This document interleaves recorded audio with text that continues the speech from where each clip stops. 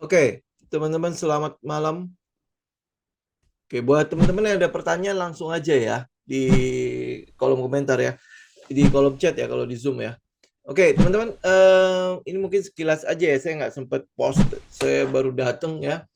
Ini yang emas, teman-teman mungkin lihat ada satu peluang untuk kita retest kembali ke atas ya. Ini ya moga-moga berjalan sesuai ya. Buat teman-teman yang di forex, tinggal lihat aja ya. Ya, ini areanya di bawah, kita coba tunggu dia dijemput di bawah, kemudian untuk naik ke atas. Ya ini, ya kita nggak tahu nanti kan ada berita ya hari ini ya. Hari ini ada data apa ya? Data PCI ya, PCI ya. Ya ya. Ini nanti jam 7.30 bukan ya. Ini cuma ada the Fed minute berarti ya. Oke, jadi kalau tidak ada gangguan, tidak ada halangan, ya mungkin kita akan lihat ya kurang lebih pergerakannya seperti itu ya. Ya moga-moga itu nanti kita tinggal cek aja malam ya. Oke, balik lagi ke indeks harga saham gabungan. Yuk kita lihat yuk. Ya, apa yang kita lihat dari indeks ya dalam 3 hari ini ya oke lah cukup sesuai ya, memang ada profit taking. Kemudian hari ini ya nih ya hari ini ya seakan-akan ada ini ya, ada mulai-mulai ada koleksi ya. Kemudian kita mungkin masih akan tetap melihat indeks itu akan menguji ke daerah 7.072 sampai 7.137 ya. Nah, jadi kalau lihat begini, terus gimana kita ya? Sebenarnya masih sama aja, teman-teman tinggal fokus dari ini aja ya, dari saham-saham yang teman-teman punya di porto atau mungkin yang memang sedang ada sentimen di situ. Ya, selebihnya benar-benar kita ketat aja dulu ya, walaupun mungkin teman-teman melihat, wih, Dow Jones kok all time high ya. Dow Jones all time high ya, dia menguji all time high, kemudian memang nggak sempet ya, cuma bertahan sebentar sehari tok di atas, kemudian dia turun ya. S&P 500 juga sama, di all time high ya kan, all time high ya, ini all time high, kemudian ini mini ya, mini Dow Jones juga sama lah ya. Nah, jadi kalau kalau Dow Jones all time high berarti kan sebenarnya dia ada sesuatu yang dikejar ya. Benar ya? Ada sesuatu yang dikejar. Tapi kalau kita lihat dari perspektif secara global ya, menyeluruh ya, bahwa pergerakan ini sama juga tidak terlalu apa ya, memiliki pondasi yang cukup gitu ya buat dia terus naik, karena bahan bakar yang di lapangan itu sangat-sangat kurang ya. Yang ada itu kita malah melihat sentimen-sentimen yang cenderung nggak tahu kapan meledaknya ya. Contoh misalnya kayak kemarin Presiden Iran kan meninggal tuh. Nah, kemudian yang dituduh itu adalah Israel. Nah, ini kan cuma market kan cuma melihat gitu. Kira-kira kapan ini? Kapan ledakannya, ya. Nah, kemudian itu hal itu juga disupport oleh um, apa oleh ini. Saya buang dulu ini. Ya, ini adalah safe haven ya, di mana emas kalau ada apa-apa ya orang akan cenderung lari ke sini dulu gitu loh. Ya. Ini teman-teman bisa lihat ya, kemarin kan dia sempat menguji lagi all time high, kemudian naik sampai ke berapa? 2.450 ya, 2.450 emas. Ini all time high-nya emas. Nah, kemudian dia turun. Teman-teman bisa lihat juga ya, turunnya kan cuman ya gini ya, seakan-akan apa, turunnya udah susah gitu kan. Ya, kemudian habis itu di bawah sini udah ada tahanan. Kita lihat tuh ini tahanan ya. Jadi artinya di atas 2.400 dia akan cukup kuat nih. Pergerakan dari emasnya akan cukup kuat gitu. Ya, kalau lihat dari volumenya, ini volumenya kelihatan nggak? Oh, ini nggak ada volume ya. Ya, tetapi kalau teman-teman lihat dari trendnya, ini kelihatan nggak di IG. Nah, teman-teman lihat dari trendnya, ini jelas strong uptrend sekali kan? Ya, strong uptrend sekali. Jadi kalau di daily, kita nggak mungkin menyarankan teman-teman untuk sell, untuk short dalam pergerakan emas seperti ini. Ini baru kita bilang emas ya, komoditas emas. Kemudian kalau teman-teman lihat Bitcoin, ya Bitcoin itu mulai balik lagi nih sekitar all time high-nya. Nih, ya. Bisa lihat ya, ini berarti kan ini memang ada di daerah atas. Saya buang-buang ini dulu ini. Ya, terus teman-teman bisa lihat ya, ini kan dia masih sideways di daerah atas. Nah, memang ada sebagian berpendapat bahwa ini memang udah cukup mahal ya, di sekitar 70.000, kalau all time high-nya di sekitar 74.000 ya. Ini jelas udah kita kita kategorikan cukup mahal lah ya, bahwa dengan Bitcoin seperti ini. Cuman ya dari Bitcoin bisa naik kembali sampai setinggi itu, artinya ada peluang bahwa safe haven ini sedang dikejar. Ya, jadi aliran uangnya tidak ada di market, ya tidak ada di pasar modal nih. Mereka lari ke pasar uang, termasuk pasar emas, dan ya mungkin ada cukup banyak yang di daerah Bitcoin lah ya atau koin-koin inilah ya. Mungkin teman-teman lihat Ethereum juga mungkin akan kondisinya akan sama kurang lebih. Tapi ya ini baru perspektif kalau kita lihat kayaknya safe haven-nya diburu. Ya, safe haven-nya diburu. Kemudian kita lihat dolar indeks, mana dolar indeks? Ini ya, kalau lihat dolar indeks ya potensi untuk dia retest kembali itu cukup besar. Ya setelah turun, ini kan turun nih. Nah sekarang yang kita mau lihat itu adalah daerah sini nongol lagi nggak ininya, bayarnya nongol lagi nggak daerah sini. Ya kalau nggak berarti kan dia paling nguji ke daerah sini. Oke, nah kalau dolar indeks kita bisa lihat pada keputusan The Fed. Ya, yang kita lihat dari The Fed Minute yang saat ini sedang berlangsung ya, itu sudah mengatakan bahwa kemungkinan besar mereka akan mempertahankan suku bunga. Kenapa? Karena lihat dari data-data inflasi yang ada, kayak cukup bandel. Ya. Ditambah lagi, kalau harga minyak itu kembali naik. Ini harga minyak, kalau dia kembali naik, ya kembali naik ke 80, 85 gitu, dia stabil di situ aja ya. Nah, itu kemungkinan besar inflasi akan mulai kembali lagi menanjak. Ya, kalau dia mulai menanjak, ya The Fed pasti akan mengurungkan niatnya untuk menurunkan suku bunga dalam waktu dekat. Ya, pernyataan dari Bank Indonesia sendiri kelihatannya sampai Desember itu tidak ada peluang untuk penurunan suku bunga dari Bank Indonesia sendiri. Kelihatannya, ya itu udah pernyataan yang diberikan Bank Indonesia ya. Jadi kelihatannya agak susah nih untuk penurunan suku bunga. Nah, kalau penurunan suku bunga ini masih susah untuk turun, gimana nih mau menggerakkan perekonomian? Ya, kemudian kita lihat juga ada berita-berita mengatakan bahwa mereka yang punya tabungan dengan nilai yang cukup besar itu bertambah, bukan berkurang. Artinya apa? Artinya likuiditas di pasar, ini Indonesia ya, likuiditas di pasar juga sama, tidak terlalu banyak. Daya belinya ya masih tetap ya terkekang gitu ya, belum meningkat sama sekali. Kenapa? Karena yang bergerak itu lebih cenderung ke menengah ke bawah. Ya, menengah ke bawah itu masih melakukan konsumsi. Sedangkan menengah ke atas itu cenderung wait and see. Ya, wait and see ya. Teman-teman bisa lihat lah market hari ini. Yang saya bilang di hari Senin kemarin, indeks ini apakah euforia? Indeks ini apakah benar mencerminkan bahwa dia akan retest all time high, kemudian itu disupport oleh sebuah pondasi perjalanan yang apa yang ya pondasinya cukup kuat lah untuk melanjutkan perjalanan melewati 7.400, 7.500. Kita kan tidak melihat itu ya. Di sektor-sektor itu hampir boleh nggak ada yang jalan. Sektor yang 4 big bank aja kita ngelihat kecenderungannya adalah turun. Ya, 4 big bank. Teman-teman bisa lihat kayak BBCA, BBRI, BBNI, BMRI itu cenderung turun. Ya, ini bukan menggoreng loh ya. Ini bukan menggoreng, tetapi kita sedang mempersiapkan diri untuk ya kalau sampai kenapa-napa ya seenggak-enggaknya resiko kita udah terbatas. Kan kita nggak pernah tahu market akan kemana kan? Ya kan? Gitu loh. Nah, jadi kalau misalnya teman-teman melihat kalau keadaan benar ya tiba-tiba datang dan kita nggak tahu nanti terutama mungkin pemicu pertamanya mungkin akan teman-teman lihat dari Timur Tengah. Ya, sekarang kan Iran itu masih berkabung 7 hari ya kalau nggak salah ya. Nah, setelah 7 hari itu keputusan apa yang akan diambil nih?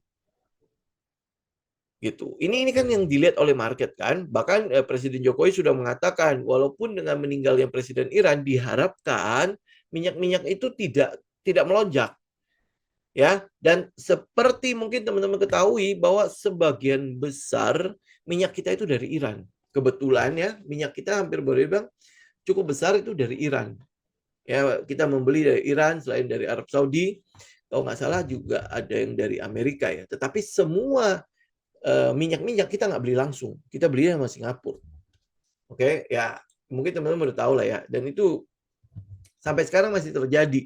Jadi kita beli sama Singapura yang notabene tidak punya komoditas itu. Ya, oke. Nah, jadi ya teman-teman, jadi apa yang kita mau lihat ya, tetap kita wait and see. Nah, Kalau udah seperti itu, berarti kita nggak trading dong. Boleh aja teman-teman trading, tetapi jangan menyentuh saham-saham yang berhubungan dengan indeks. Ya nggak usah disentuh di situ. Kemudian tambahin 3 syarat tadi, ya. Satu, memang harus ada setup. Kedua, itu memang ada katalisnya. Kebetulan ada di sektor itu memang ada sentimennya. Kemudian yang ketiga adalah memang dia didukung oleh saham-saham di dalam sektornya. Ya, jadi kalau nggak dapat 3 itu, ya lebih baik nggak usah. Ya lebih baik ya kita nggak di situ dulu. Ya ambil contoh misalnya kayak mungkin teman-teman ada yang nanya Unilever kan, Unilever kan naik ya pergerakan naik. Nah itu disupport nggak oleh sektornya? Ya kalau Unilever mungkin dia satu paling sama Cleo ya, kalau nggak salah ya, Cleo, terus ada ICBP ya, apa INDF, terus habis itu Mayora segala macam. Nah, teman-teman lihat mereka mensupport nggak? Kalau mereka nggak mensupport, jadi pergerakannya sebenarnya paling karena harganya udah cukup rendah, mungkin dinaikin dulu ya, atau mungkin sudah ada beberapa market maker mengatakan bahwa ini harga sudah cukup murah untuk Unilever. Karena turunnya kan memang jauh sekali ya. Ya benar ya teman-teman ya. Itu turunnya juga jauh sekali. Mungkin ada sebagian market maker mengatakan bahwa ini udah murah. Ya kalau dia udah murah ya sudah. Apakah kita ikut? Kalau kita lihat potensi pengembangan Unilever setelah banyak sekali boykot-boykot yang masih berlangsung ya, apa ya, nggak apa ya, gimana ya kalau kita mau bilang ya potensinya ya pengembangannya tidak akan terlalu besar ya, kecuali nanti udah boykot-boykot udah selesai ya, kemudian kita lihat ya daya beli juga udah mulai meningkat. Nah ini mungkin bisa menjadi salah satu saham yang kita pertimbangkan. Tapi kalau enggak, lebih baik kita nggak kejar. Nah apalagi kalau teman-teman lihat ya, daerah sini kan sebenarnya adalah daerah di mana dia memulai perjalanan kan, daerah berapa? 2.670 sampai 2.760. Jadi ya kapan kita akan tunggu dia retest kembali ke daerah sini. Bisa nggak dia retest? Teman-teman kalau misalnya saya gedein ya. Ini jelas-jelas dia break dari sebuah base gitu ya, sebuah base. Jadi dia break situ. Jadi potensi untuk dia retest gede. Kemudian resisten di atasnya mana? Di sini. Ya, jadi ini kan ada gap nih. Nah, paling dia akan tutup gap dulu. Kemudian habis itu mungkin akan ada penurunan lagi ya untuk ya mungkin konsolidasi, karena kalau kita lihat dari perjalanan saat ini set satunya itu makanya masih belum benar-benar terbentuk dengan sempurna ya, walaupun ini kelihatannya ada V-shape kemudian dia hold ya, kemudian dia jalan dengan dua maruboso. Oke ya, nah kita mau lihat adalah retestnya di mana, atau enggak seenggaknya dia breakout something lah, sehingga kita punya ini ya, punya pondasi atau punya landasan ya untuk mensupport nanti penurunan dari harga. Kalau enggak, ini kan naik udah berapa? 7% sama 5%, berarti total udah 12 kan? Kalau teman-teman buy sekarang tiba-tiba dia rontok, ya rontoknya bakalan sampai ke ya mungkin akan tutup sampai 10% lebih. Nah, itu pasti akan membuat teman-teman kabur. Ya, saya share di Tele, saya katakan kan itu ada satu quote kan mengatakan bahwa kita nggak usah kejar harga, biarkan harga yang mendekati kita. Ya bagaimana kalau dia nggak pernah mendekat? Ya indeks itu kan tidak cuma satu dua saham itu saja. Ya kalau dia nggak pernah mendekat, lu cari aja yang mau yang mendekat sesuai dengan plan kita. Kalau misalnya nggak sesuai dengan plan kita, lebih baik nggak usah. Set up kita yang kudu pas gitu. Set up kita ini kan adalah mechanical-nya kita kan. Syarat kita masuk itu seperti apa, dan kita udah tahu dengan syarat-syarat seperti ini sudah ada potensi win rate yang sudah pasti kita akan dapat. Ya, jadi kalau misalnya tiba-tiba teman-teman berubah strategi ini, misalnya mentang-mentang Unilever itu ada dua Maruboso begitu, lu kejar aja. Oh, ini udah pasti bagus. Ya, itu kan belum tentu ya dengan setup seperti itu. Kecuali memang setup teman-teman adalah saya akan tunggu dua Maruboso, habis itu baru saya akan entry. Ya, mungkin kalau teman-teman udah punya setup seperti itu, teman udah pasti backtest kan. Ya, dan lu udah pegang win rate-nya. Ya, udah pegang winning rate-nya dengan melakukan hal yang sama, lu tahu bahwa akan ada sebuah pola yang akan berulang yang akan memberikan gua profit itu sekian. Gitu ya, kayak kita bahas di forex ya, win rate 30%, 40%. Jadi artinya dalam 10 transaksi kita bisa dapat sekitar 1% gitu ya. Ya. Nah, kalau memang teman-teman udah punya pegangan seperti itu, ya berarti kan kita menunggu setup atau pola itu berulang. Begitu pola itu berulang, kita ambil. Ya kayak tadi contoh tadi ya, di awal kan saya berbicara mengenai emas kan. Emas apa yang kita lihat? Kita melihat pola kita kan. Ya, di situ ada harga murahnya. Kemudian kita melihat harga-harga atasnya di mana. Harga mahalnya di situ. Nah, kalau teman-teman mau ikutin ya silakan ya. Tetapi kalau enggak, kan kita udah tahu mekanikal yang kita kan 1:2, 1:3. Ya, udah kalau memang dia sampai ke situ 1:2 kita take profit ya, kemudian habis itu apa? Mechanical kita mengatakan bahwa stop loss-nya kita jadikan ke BEP. Ya, kalau sampai dia tidak pergi ke profit 1:3, ya seenggaknya kita udah pegang profit 1:2 gitu ya. Dan itu kita cuma mengulangi hal itu saja ya, dan itu mengulangin aja. Ya, apakah ini nggak pernah akan rugi? Ya, nggak. Tetap akan ada potensi kerugian. Contoh misalnya kayak semalam. Ya, kita udah tahu bahwa kita udah lihat memang ada pergerakan turun kan. Tetapi market mengatakan apa? Stop loss kita yang kena duluan ya. Jadi akhirnya dia turun.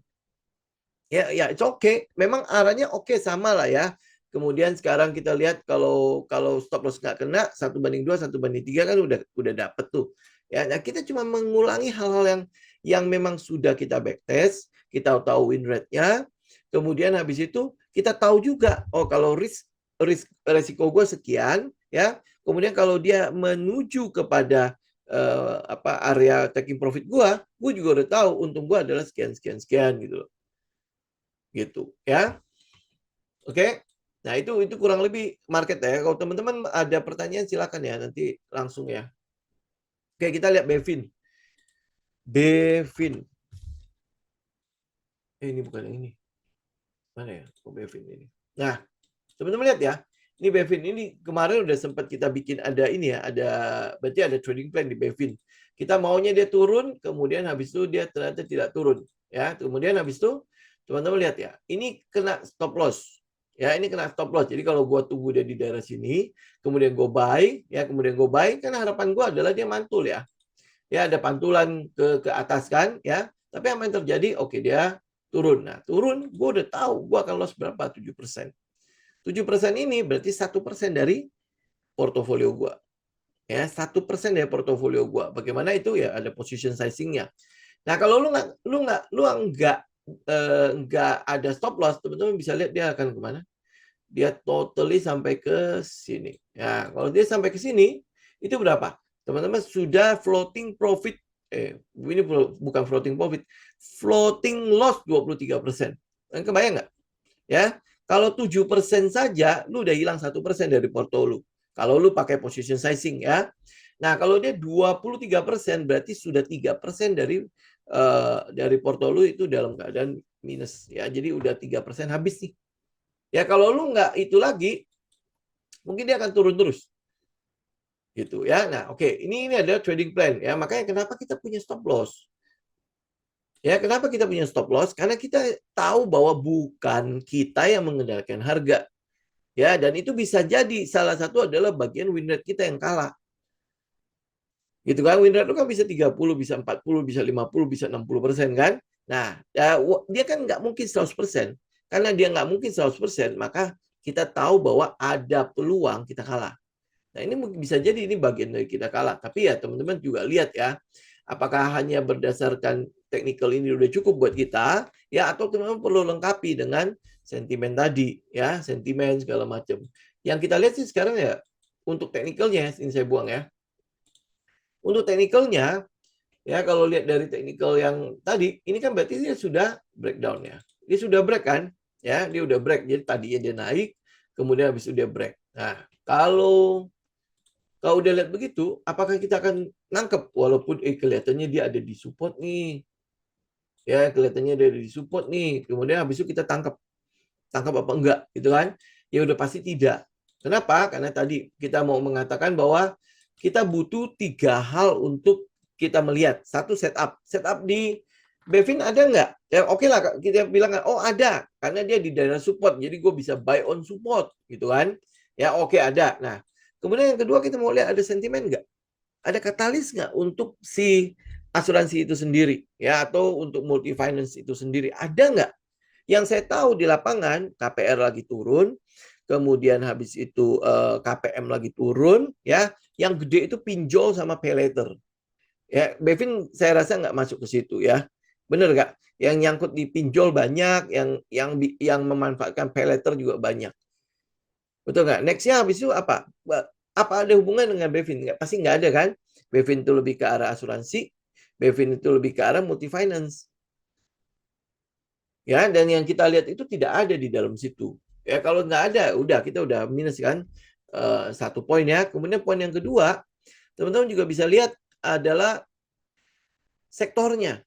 Ya, sektornya mungkin ada Cevin, ada PNLF dan lain sebagainya. Dia bergerak bareng nggak? Kalau dia nggak bergerak bareng, buat apa kita masuk lagi? Ya, ya mungkin ya kalau teman, oh ini setupnya adalah on support gitu kan, on support ya lu buy.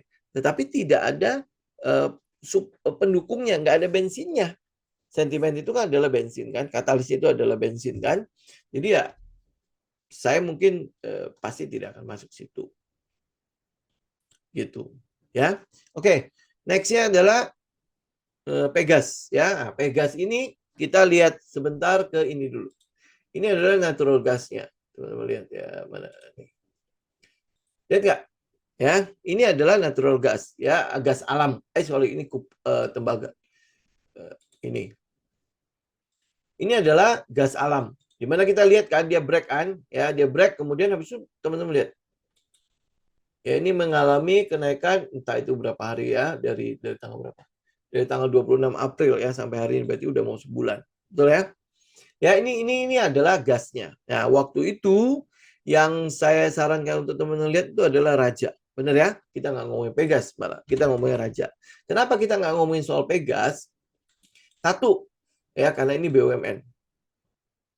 Ya karena dia BUMN. Walaupun oke teknikalnya bagus, tapi saya sudah tidak terlalu suka gitu ya dengan BUMN. Kenapa? Karena ujung-ujungnya nanti pasti ada korupsi lagi yang nongol. Jadi ada banyak sekali yang negatif-negatif itu tiba-tiba nongol. Yang sekarang lagi hangat itu adalah INAF ya, Indofarma. Itu lagi cukup ini ya, cukup hangat ya, lagi dibicarakan itu. Ya, jadi ya teman-teman kalau lihat TA-nya apa teknikalnya ini dia ada di daerah resisten ya, daerah resisten. Tetapi memang ada peluang untuk dia break sampai ke sini. Ya, apalagi kalau teman-teman lihat ya, gas alamnya kan sangat-sangat tinggi ya. Pergerakannya sangat tinggi kan. Ya, jadi ini mulai rally kapan? Ya, tanggal 25 April ya. Nah, habis itu gas alamnya rally, dia juga rally. Benar ya? Ya, kenapa? Karena di sini turunnya itu sampai ke sekitar 25, 26, 29 April turunnya ya. Kemudian gas alamnya rally. Ya, dia rally. Ya, nah gas alamnya masih bisa rally nggak? Nah itu makanya kenapa kalau ini apalagi udah jalan ya, udah jalan mungkin pasti nggak akan kita lihat. Jadi teman-teman bisa lihat ke Raja, ya. Nah, Raja kan belum rally. Ini juga gas kan, ya. Dan ini lebih ke arah swasta lah ya, walaupun mungkin ada pemegang sahamnya di area politik, tetapi ya kita nggak lihat hubungannya sih untuk saat ini ya. Tapi yang kita mau lihat itu adalah hubungan si emiten ini sama katalis sekarang. Katalisnya itu adalah kenaikan dari harga gas itu sendiri. Ya ini kira-kira ada efek nggak ke dalam si Raja. Nah Raja itu belum merespon. Ya yang kita lihat tuh Pegas kan udah merespon. Rajanya sendiri belum merespon. Rajanya. Ya walaupun dia sebenarnya udah naik lumayan tinggi. Ya udah naik lumayan tinggi. Dan ya kalau kita mau katakan ini cukup murah, sebenarnya enggak juga. Karena daerah resisten. Ya daerah supply demand juga. Ya, jadi ya mungkin ya siapa tahu dia akan ada penurunan seiring dengan mungkin nanti gas alamnya juga mengalami ini dulu ya, pullback dulu ya kan setelah diambil nih, dia udah ambil nih, ya mungkin akan sampai ke sini kali ya. Oke, maksimalnya sampai sini dulu. Ya di daerah 3 sampai 3,3. Jadi ini kan sekarang ada 2,66 kan. Ya mungkin dia akan sampai sini dulu. Nah, terus habis itu swing low-nya dulu. Nah, pada saat swing low ya kita berharap si Raja juga ikutan swing low. Ya, ikutan swing low. Ya, swing low habis itu nanti di respon enggak itunya. Ya itu saya mungkin akan lihat si Raja ya. Kalau untuk gas sekarang ya paling untuk gas ya kita masih lihat Raja. Kalau teman-teman mungkin bilang ada Samator. Ya ada Samator. Samator itu Saya lupa tikernya apa ya. Ya, mungkin ada Samator ya, mungkin ada saham-saham gas yang lain gitu ya. Tetapi kalau kita lihat fundamentalnya, karena ini Raja kan udah pernah kita bahas ya di sebelumnya. Oh ya, AGI, thank you Bu. Ya, nah itu yang mungkin akan kita lihat itu adalah cenderung ke Raja. Ya, kenapa nggak Pegas? Ya itu yang tadi ya, sebabnya itu adalah pengambil keputusan di manajemennya itu seringkali nggak independen. Jadi ya kita agak repot untuk BUMN saat ini. Ya oke, jadi ini untuk Pegas ya kita mungkin lihat akan ada swingnya, akan ada swing low-nya. Kalau enggak ya paling dia akan breakout ya, kemudian ya teman-teman lebih baik tunggu dia retest. Ya ini breakout, mungkin dia akan retest dulu baru mulai jalan lagi karena setelahnya di atas sudah banyak halangan-halangan yang akan terjadi ya. Jadi kalau udah breakout 1600, dia akan terhalang di 1750 sampai 1800 ya. Habis itu nanti ada halangan lagi di atas. Gitu. Ya, peluang untuk dia naik gimana? Pasti ada. Kenapa? Karena komoditasnya naik. Ya, nah tapi untuk Pegas sendiri karena dia BUMN, maka banyak sekali gasnya itu akan disubsidi gitu loh. Nah, subsidinya bayarnya lancar nggak? Kalau enggak akan mengganggu likuiditasnya si Pegas itu sendiri. Itu repotnya BUMN karena dia butuh menjalankan pasal 33 ya. Ya di mana sumber daya kekayaan alam yang terkandung di Indonesia itu akan dikuasai oleh negara dan dimanfaatkan sebesar-besarnya untuk kesejahteraan masyarakat kan. Ya, jadi ya nggak bisa dieksploitasi seperti apa gitu. Ya, opsi lain ini apa ya? AGI gas industri betul memang penyaluran gasnya si Samator itu lebih banyak ke kesehatan atau rumah sakit ya. Ya, tetapi itu kan bagian dari gas. Itu biasanya digoreng barengan gitu loh. SBMA. Nah, SBMA kalau nggak salah dia udah naik juga cukup tinggi ya. Bener nggak sih? Ya ini, nah ya betul ya. Dia udah sempat naik berapa ini? Kemarin tuh 18% lebih ya. Jadi walaupun seperti ini ya, kalau SBMA ya, kalau teman-teman lihat ya teknikalnya ya, teknikal ini ya, gambar-gambar di dalam teknikalnya, ini pasti bukanlah saham yang akan saya pilih. Kenapa? Teman-teman lihat deh. Ya, bagus nggak? Ya, ini pertanda likuiditasnya sangat-sangat terbatas di situ. Kemudian pergerakannya akan liar. Ya, jadi ini tidak akan saya sentuh. Tapi kalau teman-teman mau ya silakan. Kenapa? Karena balik lagi ke mekanikalnya saya. Ya, kenapa? Karena mekanikalnya kita itu kan menganut ada fundamentalnya. Tentu fundamental harus kita lihat. Nah, kemudian likuiditas harus kita lihat juga kan. Jadi kalau chartnya begini, wah enggak deh. Ya, teman-teman bisa lihat lah chartnya seperti ini, lambangnya apa, ya pertandanya apa. Jadi udah ya teman-teman kalau teman-teman mau masuk ya silakan kalau memang ada setupnya. Kalau nggak ada ya juga sama, lebih baik tidak ya. Oke, itu mengenai gas ya. Kemudian BBTN sudah boleh dilirik belum? Saya pikir tidak ya Pak ya. BBTN kita memang terganjal pada suku bunga tinggi ya karena dia kan berurusan sama KPR kan. Yang kita harapkan adalah akan ada penurunan suku bunga kan, tapi tidak ya tidak. Kemudian habis itu akuisisi ya benar, akuisisinya sama muamalat itu kelihatannya kayak susah banget ya susah banget ya. Saya nggak tahu nih apa yang harus dilakukan untuk dia menggolkan itu. Karena kalau sampai gol itu kan dia akan pegang satu bank syariah yang sangat-sangat besar memang di bawahnya BRIS ya, tetapi ini sangat besar buat penggabungan antara BTN Syariah sama si muamalatnya gitu. Jadi ya, tapi kalau lihat dari kondisi saat ini di mana indeks juga masih belum stabil, saya mungkin tidak akan ngambil dulu ya BBTN. Nah, termasuk dalam hal ini properti. Sama aja properti SMRA, BSDE, segala macam ya. Karena apa? Mereka terganjal pada suku bunga. Mereka terganjal pada suku bunga. Walaupun teman-teman lihat ya, kayaknya laporan keuangannya bagus ya. Kemudian habis itu penjualannya juga cukup bagus gitu kan. Tapi yang saya lihat itu lebih cenderung ya kurang tidak terlalu stabil, tidak terlalu menguntungkan untuk sektor properti itu sendiri. Ya, keadaan saat ini ya di mana suku bunga tinggi, KPR udah pasti tinggi. Sekarang aja kan udah mulai dibahas kan kenaikan suku bunga ya entah itu kredit maupun KPR itu sendiri karena NIM-nya itu jatuh, net interest margin-nya itu sudah turun sekali gitu loh. Ya udah turun. Jadi kalau kalau teman-teman lihat turun ya mau nggak mau dia harus kembali ke core bisnisnya perbankan kan, di mana core-nya, di mana dia dapat untung ya dari penyaluran kredit. Gitu dari penyaluran kredit ya bahkan kalau misalnya ya kalau dari penyaluran kredit suku bunga terlalu tinggi, dunia usaha lagi kempang kempes begini, mereka juga pasti akan berpikir keras gitu ya untuk ngambil kredit gitu. Nggak mau lakukan ekspansi segala macam, mereka pasti akan mikir 2-3 kali kan gitu ya. Jadi yang kita lihat tuh perbankan lagi jelek ya otomatis apa yang namanya properti pasti akan ikutan. Biasanya mereka korelasinya cukup positif lah ya. Kalau suku bunga perbankannya udah mulai cenderung stabil atau terjangkau oleh golongan menengah ke bawah, mereka akan KPR. Ya kalau enggak, ya mereka akan susah. Gitu. Oh, mungkin teman-teman mungkin akan berpikir kalau karyawan kan tetap akan dapat gaji gitu ya. Gaji-gaji mereka kan tetap akan jalan kan.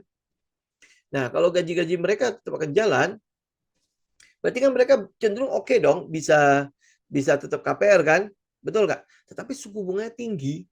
Ya suku bunganya tinggi, jadi otomatis ya mereka yang pekerja, mereka yang mungkin gajinya udah cukup gede pun sekalipun gitu ya, itu pasti akan menahan diri.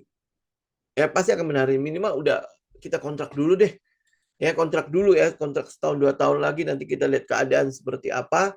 Nah kalau keadaan mulai membaik, mungkin mereka akan lebih berani gitu. Benar nggak? Kalau teman-teman saya nggak tahu bagaimana pendapat teman-teman.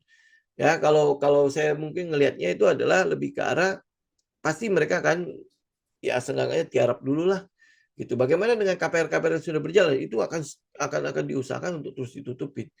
Tetapi kalau suku bunga naik ya otomatis berarti akan menaikkan ongkos itu kan, ongkos angsurannya karena plus bunganya masih akan jauh lebih tinggi kan. Apalagi mereka yang sudah masuk eh, ke periode floating. Ya kalau flat mungkin masih oke lah, dia ada flat yang setahun, ada yang flat 2 tahun, tapi begitu sudah mulai floating, nah ini akan mulai berasa gitu. Nah itu juga salah satu sebab kenapa daya beli turun. Ya kalau angsuran mereka gede, ya gimana mau beli gitu. Apalagi yang terjebak di pinjol, terjebak di paylater itu kan masih gede sekali gitu ya. Oke, terus habis itu Tekim. Mari kita lihat sebentar. Tekim. Eh sebentar ya. Tekim itu resist 99 10.000. Oke, ya. Kalau dia jebolin artinya target berikutnya mana ya? 15.000. Mana 15.000-nya? Ini target 15.000-nya di mana, Pak? Sebentar cek dulu ya. Oh iya, ada di atas. Oke, terus sentimennya nggak tahu kuat. Apakah ya benar emang sih. Ya, nah terus habis itu mau diapain, Pak? Kalau saya lihat gini, Pak, selama dia masih sesuai dengan trading plan-nya kita, udah ikut aja. Itu aja. Dia kalau masih sesuai, ini kan berarti masih sesuai kan? Ya, INKP juga masih sesuai kan? Jadi kalau dia masih sesuai, udah kita ikutin aja. Kecuali memang sudah ditetapkan, oh gue cuma mau swing di 9.600 sampai ke berapa nih? 10.300.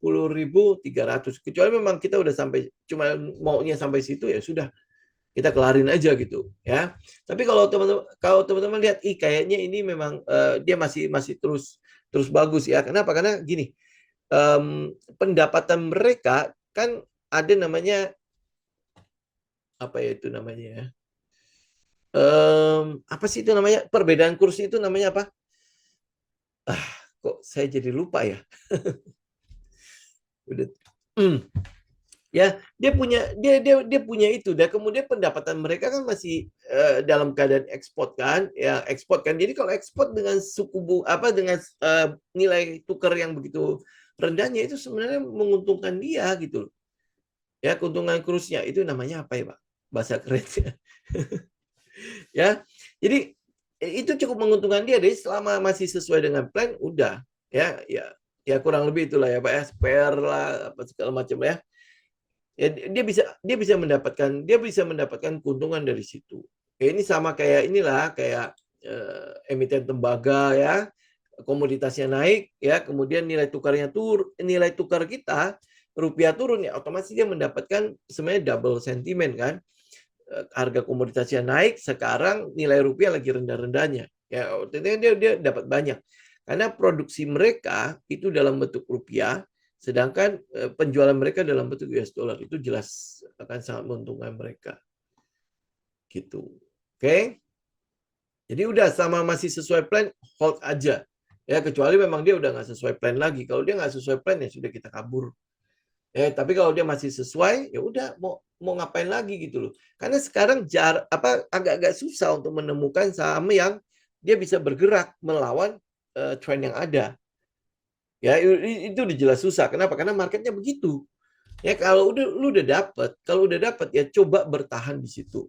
Ya selama dia tidak mengganggu, tidak sampai melanggar aturan kita, melanggar aturan trailing stop lah dan lain sebagainya. Tapi kalau selama dia nggak terjadi seperti itu, ikut aja udah. Gitu. Ya. Oke, terus habis itu S sama ERA. Nah, S ini kan sebenarnya adalah salah satu saham yang juga kita perhatikan ya. Ya, kita mau lihatnya di mana? Saya lupa. Kemarin itu sekitar 850-an ya. Ya, di daerah sekitar ini ya, itu akan jadi daerah entry yang mungkin bisa kita perhatikan. Nah, kemudian dia sempat turun. Ya, dan hari ini turun lagi. Ya, nah, apa yang kita lihat di sini, ini dikit lagi akan kena stop loss kita. Ya, jadi kita mau lihat adalah 760 sampai 800 ini. Kalau sampai dia jebol, keluar dulu. Kalau udah pegang ya. Kalau sampai dia jebol, kita keluar dulu. Ya, tapi kalau dia nggak jebol, berarti kan masih sesuai plan. Kalau dia masih sesuai plan, kita tetap ikut. Gitu. Ya, oke. Saya ingatnya sih saya masuk daerah sini. Ya, 850-an. Gitu ya. Memang dia sempat turun lumayan jauh kan. Waktu itu kan memang di atas. Kemudian kita mau tungguin di daerah sini kan. Ya, kita mau tungguin dari sini ya. Kemudian habis itu kita harapkan mantul. Tapi ini kan dia turun nih. Nah, dia turun, SL kita kan masih di daerah bawah sini kan. Nah, selama dia nggak jebol 760-800, kita hold. Average down enggak? Ya, tidak. Ya, big no. Jadi pakai tanda seru. Tidak. Ya kan? Kita trading nggak mungkin average down. Ya, kita nggak pernah averaging down. Ya, cuman kena stop loss apa enggak? Udah kena stop loss, keluar dulu. Itu kan sinyal dari market kan mengatakan bahwa gua nggak setuju dengan plannya lu. Ya sudah, nanti kita lihat lagi kalau ada setup lain baru kita masuk. Ya, main laporan keuangan dari negatif ke positif. Oh, ini udah ya sudah di price in, Bu. Ya, main. Ya, sudah di price in. Ini kan adalah waktu kita bicara tentang JPFA, ya. Dan dia kan jalan duluan kan? Ya, dia jalan duluan ya. Memang tipikalnya mereka seperti itu kan. Nah, waktu itu pilihan kita kan ayam kan nggak banyak. Maksudnya ayam ada satu lagi. Jadi JPFA, Cepin sama main kan. Ada satu lagi si ayam kan. Ayam kita nggak lihat. Terus habis itu ada satu WMPP. WMPP udah nggak mungkin kita lihat lagi kan. Jadi kita cuma lihat ini. Dan kebetulan tiga-tiganya sebenarnya berjalan di area yang sama. Ya, nah mungkin main itu kedorong lagi oleh laporan keuangan kan. Jadi ya udah dia udah naik. Tapi ini udah naik, udah jalan. Ya udah jalan. Sedangkan JPFA juga udah jalan kan. Kalau udah punya udah tinggal hold. Ya dari saham-saham ini yang udah punya tinggal hold. Ya ini kan JPFA nih. Ya kalau dia akan swing, udah kita memang udah siap untuk itu kan. Ya ini saya ambil daerah merah ini nih. Ya jadi ini udah floating. Jadi ini posisinya trendnya itu sudah up. Trendnya udah up. Ya balik lagi sekali lagi ya. Kalau teman-teman sudah dapat barang-barang seperti ini, ya kita usahakan bisa hold ya walaupun memang kita tahu dia akan swing. Ya setelah dia naik dia akan ada swing low. Ya, nah kalau main kan dia udah naik. Kemudian kalau kita lihat Cepin gimana? Cepin kita nggak ambil sih ya. Jadi agak jarang ngeliat ini. Nah, Cepin dia juga sama ya pullback ya. Cuman ya teknikalnya teman-teman bisa lihat sini ada gap. Jadi kemungkinan besar dia akan tutupin gap. Kalau enggak ya dia akan balik lagi ke bawah situ. Nah, ini juga menjadi satu alasan kan kenapa kita nggak ambil Cepin ya. Karena ini masih di situ-situ aja nih. Lihat nggak? Ya kemungkinan besar dia ini kan jadi kayak VCP ya. Benar ya? Dia jadi kayak VCP gitu loh. Ini bentar. Pada atas. Ya, nah, jadi mungkin teman-teman akan tungguin lumayan lama lah Cepin ya. Kayaknya sih dia akan di situ-situ aja. Ya karena itulah makanya teman-teman tinggal lihat lah kalau teknikalnya saya mungkin akan lebih senang ngambil yang JPFA karena secara karakter juga dia bergeraknya di range yang kurang lebih apa ya menyamankan konservatif gitu ya. Sedangkan untuk main memang pergerakannya kayak gitu. Jadi ya kalau teman konservatif main di main memang lebih enak. Ya kalau teman-teman yang konservatif kita maunya perjalanan yang pelan-pelan gitu, yang stabil ya memang di JPFA lebih lebih ya lebih enak lah gitu. Ya teman-teman tahu lah ya, pasti tahu lah jiwanya masing-masing lah ya. Kalau yang apa yang agresif pilih JPFA sekarang kan jadi kayak keong gitu kan, kayak gimana gitu kan. Tapi kalau konservatif pegang main, deg-degan banget gitu kan. Naik, turun, naik, turun gitu. Jadi kalau di forex ya kita mainnya time frame yang 1 menit gitu ya. Belum sempat mikir gitu ya, dia udah bergerak lagi ke tempat lain, kayak gitu gitu kan. Gitulah ya. Oke. Jadi apa yang teman-teman lihat main ya kalau udah punya hold aja. Sentimennya kan berarti terus menguatkan dan ditambah lagi itu didukung oleh sektornya. Ya, nah sentimennya kalau nggak salah pakan jagung yang turun, kemudian komitmen dari ini dari JPFA, Cepin, Main ya, itu sudah bilang tahun ini dia mau double digit. Ya berarti kan mereka memang punya hitungan ya. Kalau tahun ini mungkin akan lebih gampang untuk bergerak dibandingkan dengan tahun-tahun sebelumnya. Ya kan? Gitu. Oke, INKP SOS. Masa sih, Pak? Bentar. Oh, dia nggak ngebreak ya. Cepin yang duluan ya. Oh iya, Cepin yang duluan. Ya, ini masih belum break. Betul, ini daerah SOS. Oke, ya. Ya, oke ya.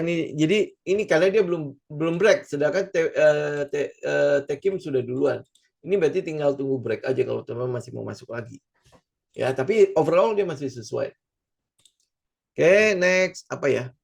Arna itu nggak enak banget buat trading, Pak. Itu paling cuma buat invest doang. Nih, Arna dia ada di mana? Ada di daerah support ya. Ya. Tapi ini ya kalau mungkin Pak Kris lihatnya dari sisi fundamental ya, memang cukup bagus. Nggak ada yang meragukan fundamentalnya.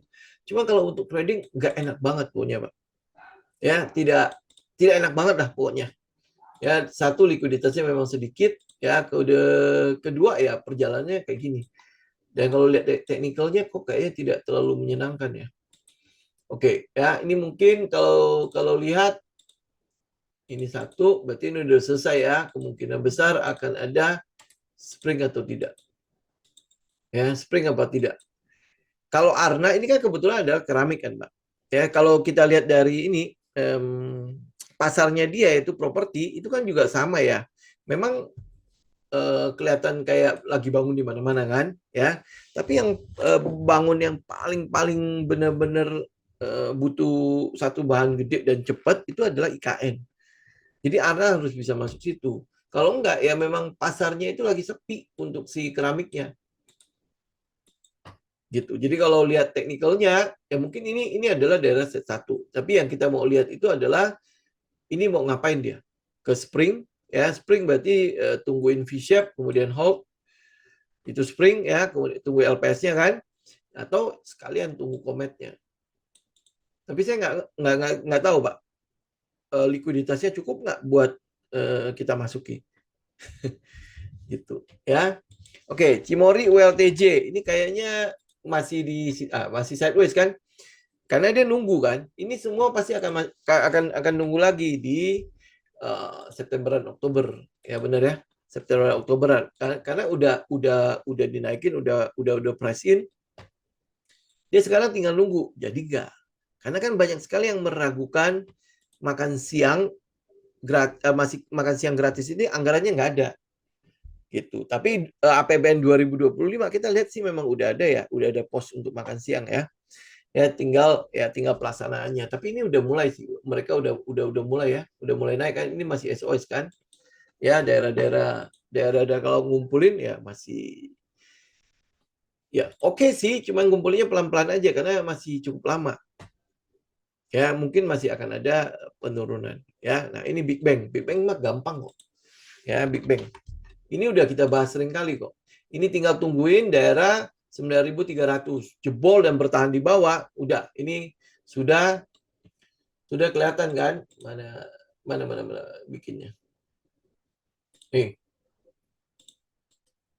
eh ya ini kenapa ya right shoulder-nya tidak ada tidak ada arsirannya? Oh iya iya iya. Mana sih? Ah, udah. Ya, jadi ini adalah neckline-nya nih. Ya, ini adalah neckline-nya nih. Nah, ya ini neckline-nya. Ya teman-teman kalau lihat neckline-nya pok gitu udah. Ya udah. Eh, eh perak-perak. Coba lihat perak kenapa. Oke, itu eh, mana lagi panahnya? Nih kalau jadi ya, ini oh udah ada ya, saya udah bikinnya. Nah, ini akan jadi ini ya area sini, area kuning. Berarti sekitar 8.000 sampai 8.300. Tentu penurunan BBCA tidak mungkin cepat ya, pasti. Dia pasti banyak sekali yang melakukan averaging. Pasti ya, karena Big Bang siapa sih yang nggak mau gitu kan? Tapi memang teknikal kita melihat ini area sini dulu ya. Nah, area sini bisa menjadi satu area harga yang boleh teman-teman tungguin nih 8.600, 8.700, 8.700, 8.800 lah ya. Nah, satunya lagi adalah di daerah 8.000, 8.200, 8.300 itu kan jadi daerahnya. Ya, ini BBCA. Oke, ini teman-teman lihat ya. Ini tinggal tunggu jadi aja nih. Begitu jadi jebol, oh, berarti udah sasarannya situ. Sini dulu ya, nih satu. 8.700, 8.800. Nah, BBRI sama. BBRI malah udah jebol duluan kalau nggak salah. Tuh, oh belum ya. Belum, ini masih di situ ya, tinggal tunggu jebol. BBNI nih ya, tinggal tunggu jebol. BMRI. Nah, BMRI nih udah jebol duluan. Ya, ini udah jebol, memang masih ketahan di sini.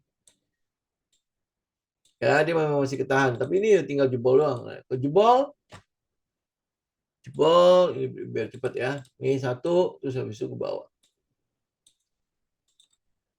Ya ini kurang lebih juga sama ya kalau teman-teman mau bikin head and shoulder dipaksain ya. Coba kita lihat. Jadi nggak? Oh nggak jadi. Oh jadi loh. Nih, mana sih? Ini adalah neckline-nya. Mana sih? Ini adalah neckline-nya. Jadi kalau jebol, ya wis. Ya udah tinggal ikut juga nih. Ikut. Berarti kan sasarannya yang bisa jadi di sini. Mari kita lihat sebentar.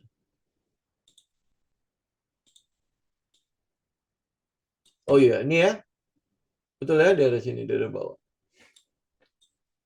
Gitu. Ya, ini 4 Big Bang, teman-teman bisa lihat. Ini dari sini saja. Makanya saya bisa katakan ini pergerakan indeksnya tidak terlalu stabil. Gitu ya, masih gonjang-ganjingnya masih kenceng banget. Tetapi pemerintah juga tidak akan tinggal diam. Jadi nggak bakalan langsung anjok peng gitu ya, kayak waktu COVID kemarin ya sampai apa ada ini ya, ada trading halt-nya segala macam ya. Kelihatannya sih tidak, pasti akan dijagain. Apalagi ini BBRI, BMRI harganya udah murah-murah gitu loh. Maksudnya murah dalam arti udah dibawa dibandingkan dengan kalau dia all time high. Ini jelas udah lumayan murah lah gitu ya. Kemudian mereka kan juga punya protection soal um, buyback kan dan sebagainya kayak gitu loh. Ya, ini udah nah, kalau teman-teman lihat ini 4 Big Bang aja kayak gini, ya gimana kira-kira kondisi market? Ya berarti kan cuma gerakin beberapa sektor kan. Yang mungkin sekarang udah mulai bergerak itu adalah sektornya logam ya. Timah, tembaga, nikel, emas. Kayak gitu ya. Karena memang memang lagi ada trend dari situ ya. Nikel nikel balik lagi ke 20 ribuan, kemudian tembaga all time high, kemudian timah juga sedang rally sekarang. ya, kemudian habis itu emas all time high, ya, kayak gitu.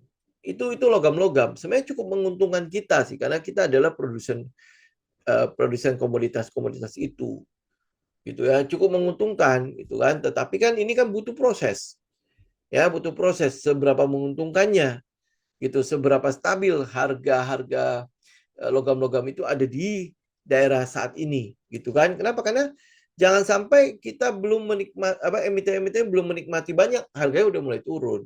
Ya kan, rally-nya lumayan tinggi kan, kayak tembaga rally tinggi, cepat lagi kan. Timah juga sama, rally-nya juga tinggi ya. Pas lagi si Tins kena kasus ya. Jadi kalau teman-teman lihat, Tins kena kasus tapi kok naik terus harganya kan? Kenapa? Karena komoditas itu yang dibakar. Karena dia kan mendatangkan pendapatan kan. Sedangkan kalau kasus korupsi ya sudah selesai, udah kelar. Itu udah masa lalunya mereka kan, laporan keuangan udah keluar. Ya, nah, jadi yang dilihat oleh market adalah masa depannya. Apakah dengan kenaikan timah, kenaikan tembaga setinggi itu, berarti kan harusnya bisa menaikkan pendapatannya atau laporan keuangannya si Tins itu sendiri kan, ya, ya kayak gitulah. Oke, terus NRG mungkin saya nggak lihat lah Pak ya, mungkin fundamentalnya tidak terlalu indah-indah banget. Ya, ini teman-teman bisa lihat ya, ini kan udah turun ya, bahkan udah jebol area yang kita mau nih. Ya, nih udah jebol, jadi udah enggak deh. Nah, BRPT ini juga sama. Kita mungkin tidak terlalu bermain lagi di situ, kecuali dia turun kembali ke bawah sini. Ya, turun kembali ke bawah sini. Nah, tetapi teman-teman harus ingat ya, BRPT kan induknya. Induk dari si Cuan, si Brand, si TPIA, ya, terus habis itu Petrosea, ya, Gesco dan lain sebagainya. Itu induknya. Ya, yang kita tahu Cuan itu mulai rugi. Ya, Cuan itu mulai rugi. Jadi ya kemungkinan besar akan ada potensi koreksi di situ. Yang mungkin sekarang lagi cukup bersinar itu adalah Brand karena energi baru dan terbarukan kan. Ya, tetapi BRPT nggak bisa cuma ngandel itu. Dia harus dia paling besar itu pemasukannya masih di TPIA kan. Nah, TPIA masih cukup bagus, tetapi beberapa waktu ini apa bahan bakunya otomatis naik kan. Kenapa? Karena dia import kan, hampir boleh masih import. Jadi otomatis pasti ada biaya ini ya untuk kenaikan bahan bakunya. Jadi saya tidak melihat dia akan naik dengan masih akan naik lebih tinggi lagi gitu. Karena kalau udah all time high lu mau kemana lagi? Ya berarti kan lu mengharapkan ada injeksi likuiditas yang masuk terus kan. Nah masih ada nggak? Nah misalnya contoh kayak TPIA masuk ke MSCI kan, itu kan adalah injeksi likuiditas. Injeksi likuiditas. Nah sekarang kalau misalnya contoh kayak brand segala macam, orang masih berpikir kalau ini murah nggak harganya? Ya, teman-teman masih berpikir dia masih murah nggak harganya? Gitu. Kalau dia masih daerah-daerah sini, ya kan kita mau ya, ya kan? Tapi kalau udah di sini, teman-teman masih berpikir kalau ini murah. Nah, kalau ini harganya sudah segini, kira-kira berapa banyak seller yang bersedia untuk menjual dibandingkan dengan buyer yang bersedia untuk membeli? Ya kan ini logik doang kan? Ya. Nah, kalau masih ada buyer yang mau beli, berarti memang ada prospek ke depannya yang masih akan lebih besar. Ya, tapi teman-teman harus ingat, brand itu mulai dari mana? Dari 900 sekian nih. 975. Sekarang berapa? 11.250. Nah, dia mau dilipat gandakan sampai DSSA gitu sampai 100.000. Ya, tentu ini pasti belum waktunya kan dia sampai ke situ. Ya, kalau kita lihat dari teknikal begini, ini udah jelas mahal. Di daerah sini mungkin oke. Oke, ini masih ada buyer. Ya, buyer seller masih ketemu. Kalau daerah sini, ya ada buyer seller masih ketemu. Tapi kalau di daerah sini, kira-kira lebih banyak ketemu seller atau ketemu buyer? Gitu. Ini kita ngomongin soal perilaku harganya ya. Nah, kalau lu lihat lebih banyak buyer, berarti ini harga mahal. Kalau harga mahal, gue lebih baik enggak dong. Ya, nah balik lagi kayak misalnya TPIA. TPIA juga sama kan pergerakannya. Ini saya nggak bilang dia apa ini saya ini adalah sebuah perusahaan yang sangat menguntungkan. Kenapa? Berapapun dia memproduksi barang itu sebenarnya terserap di dalam negeri aja, nggak perlu diekspor. Ya, dan kita udah pernah bahas kan TPIA kan, ya. Nah, sekarang dia udah bergerak sejauh ini. Kira-kira menurut teman-teman ini harga mahal atau harga murah? Ya, ini harga mahal atau harga murah? Nah, kan ini kan kemarin ada injeksi likuiditas dari MSCI. Nah, apakah dia masuk ke FTSE atau yang lain sehingga mendapatkan injeksi likuiditas lagi? Ya, kalau dia mendapatkan injeksi likuiditas, ya mungkin masih akan ada buyer yang bersedia untuk membeli kan. Tapi kalau enggak, ini kan sebenarnya udah di fase di mana dia bersiap untuk taking profit. Gitu. Ya, nah balik lagi ke bayar PT. Kira-kira gimana bayar PT? Ya pasti masanya udah lewat. Gitu. Masanya udah lewat. Jadi ya kita kalau kalau teman-teman lihat indeks masih bergantung pada saham-saham seperti ini, tinggal kolaps doang. Ya cuma kapan aja gitu. Karena dari 4 big bank yang mensupport indeks itu dalam keadaan di ujung tanduk gitu ya, di ujung jurang gitu, tinggal keluar bung gitu udah ada sentimen negatif, tung selesai itu. Gitu kan itu udah siap semua tuh. Orang-orang udah bersiap untuk menjual itu jauh lebih banyak, cuman pembelinya aja yang belum ada. Gitu ya, karena itulah makanya harus dimainkan. Gitu. Kalau dia nggak dimainkan, siapa yang mau beli? Siapa yang mau beli? Gue mau jualan tapi nggak ada yang nggak mau beli. Jadi dia harus mainkan kan, ya. Yang mainkan dalam arti gue naikin dong. Ya lu masuk, gue keluar. Kan harus ketemu kan pembeli dan penjual kan. Ya, nah kalau sekarang gue mau jual nggak ada pembeli, apa yang harus gue lakukan? Ya teman-teman akan lihat ada sentimen-sentimen yang mengarah kepada menyuruh kita untuk membeli. Padahal ada yang mau jualan. Right? Ya, nah teman-teman bisa lihat kayak Telkom segala macam juga sama. Ya, apalagi sekarang ada Starlink. Ya nih, teman-teman lihat. Ini gerakan apa? Ini jelas ini adalah downtrend. Gitu. Apa yang teman-teman harapkan? Ya, kemudian ada merger antara uh, Excel sama Friends. Itu kan sebenarnya sebuah ancaman kan untuk Telkom itu sendiri. Jadi nanti akan ada 3 operator gede nih. Excel, Indosat, dan si Telkom itu. Yang di internet masuk satu yang namanya Starlink. Ya, itu memang lagi fenomenal banget ya. Mungkin kalau di kota-kota besar yang bangunannya tinggi-tinggi itu agak susah untuk dipakai Starlink. Tapi kalau teman-teman mungkin geser ke daerah Serpong ya, geser ke arah Bekasi, geser ke arah lebih jauh lagi ya, itu mungkin masih bisa untuk pakainya. Dan kelihatannya pasar Starlink memang daerah situ, bukan daerah daerah perkantoran. Kalau perkantoran pasti udah speednya udah oke lah ya kan? Gitu. Nah, speed yang oke-oke itu saya rasa nggak di Telkom juga. Dia bisa pakai Bisnet, ya dia bisa pakai Link juga punya Excel. Ya walaupun ya nggak janji-janji banget kalau si Link itu. Tahu kan ya Link FM gitu ya. Kayak gitu. Ya, jadi banyak sekali yang mendistorsi bisnisnya si Telkom. Ya termasuk Starlink itu. Kabarnya dia mau kerjasama antara Telkom sama Starlink, tapi nggak tahu lah bagaimana kerjasamanya. Oke, ya saya pikir teman-teman itu dulu ya teman-teman ya untuk hari ini ya. Moga terjawab semua lah ya. Oke, terakhir Harum, saya tutup. Harum. Oh iya, ini udah ada cicilan. Tapi ya gini ya, kalau Harum itu kan porsi nikelnya itu masih tidak besar-besar banget. Kalau nggak salah masih 30-40%. Porsi untuk batu baranya kan masih gede. Jadi yang pertama masih harus lihat itu adalah batu baranya. Ya, ini untuk Harum ya. Porsi batu baranya seperti apa. Kemudian corporate action yang terakhir, yang mau jual anak perusahaannya seperti apa itu. Ya, apakah dia jual dan menguntungkan Harum apa tidak. Jadi ini ada 3 ya teman-teman perhatikan. Nikel oke, dia punya. Ya, nikel dia punya, tapi porsinya nggak gede. Ya, antara 30 sampai 40%. Masih sampai sekarang 30 sampai 40%. Ya, kemudian harga nikel kan kita udah sebut kemarin ya. Kenaikannya terjadi karena kekhawatiran suplainya berkurang. Ya, terutama untuk yang masalah Kaledonia itu kan kerusuhan. Kalau udah bisa diatasi, sebenarnya ini udah masalah, udah selesai nih harga nikel. Jadi dia mungkin tidak akan terlalu besar-besar banget. Kedua adalah soal batu bara. Harga batu baranya sendiri kan tidak stabil, bahkan ini cenderung turun saat ini.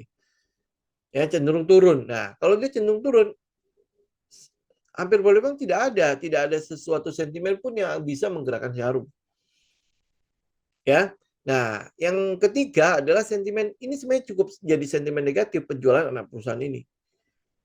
Ya, penjualan anak perusahaan terlalu tinggi, terlalu murah atau seperti apa atau itu yang nanti akan mengganggu laporan keuangan atau tidak. Ini yang kita lihat dari si Harum. Nah, kalau teman-teman melihat sentimen seperti itu, lu cicil nggak? Ya, walaupun memang di technical di daerah yang memang kita mau. Ya, oke? Jadi ya kurang lebih kayak gitu. Yang teman-teman bisa lihat untuk si Harumnya. Oke, ya. Oke, tidak ada lagi ya teman-teman ya. Saya cukupkan dulu ya untuk malam ini. Sebentar. Kalau Harum 1.300, SL-nya mana? Nah, 1.120. Kenapa di situ? Oh, di daerah. Hah? Oke, 7% ya kalau nggak salah ya. Ya, makanya saya balik lagi ke teman-teman. Kalau misalnya dengan sentimen seperti itu, lu cicil Harum nggak? Saya mungkin akan lebih mencicil NCKL ya. Ya, walaupun NCKL kalau nggak salah udah balik lagi ke 1.000 ya. Atau seperti apa sih dia? Nah, udah mulai udah jalan. Ya dia udah jalan sih ya. Saya mungkin akan ngambil yang kayak gini-gini gitu loh. Dibanding yang minim saja. Kalau NCKL kan gue udah tahu. Gue cuma perlu fokus di nikel doang. Ya kan? Karena dia terbesar ya. Jadi produksinya itu ya kita punya apa ya? Punya fokus nggak sampai bercabang. Saya mungkin akan lebih ambil yang seperti itu. Gitu. Ya. Oke. Oke, saya pikir sekian dulu ya teman-teman ya. Oh, nanti hari Jumat kita nggak ada update ya karena itu long weekend. Jadi happy long weekend buat teman-teman ya. Sama selamat merayakan Hari Waisak buat teman-teman yang merayakan juga ya. Oke, sampai ketemu lagi minggu depan. Semoga bermanfaat. God bless semua. Saya Jim pamit ya. Thank you.